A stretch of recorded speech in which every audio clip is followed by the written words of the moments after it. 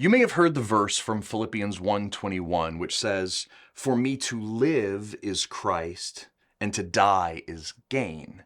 But what you may not know is that the whole letter of Philippians has more to say about suffering than almost any other book in the New Testament. The Apostle Paul wrote this letter to the church in Philippi, where some of his closest friends and most long-term supporters lived.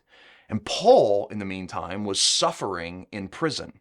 His friends in Philippi were also suffering from religious persecution, and all of them were sharing in the suffering of Jesus to the point where Paul wrote about dying like Jesus. So when Paul says to live is Christ, he means that to go on living means to go on suffering. It means to continue being in prison, to continue being persecuted for obeying God. That's why he says living is being like Christ, because Christ suffered for his obedience to God's will as well.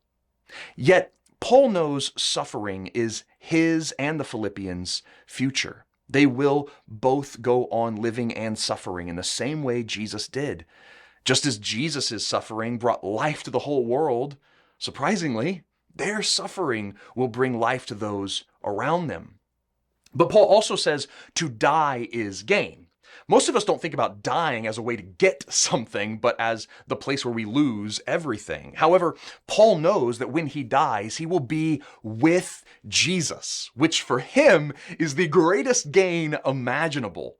Just as Jesus, before his death, rejoiced that he would soon be rejoined with his Father, Paul rejoices that when he and his friends die, they will be with God too.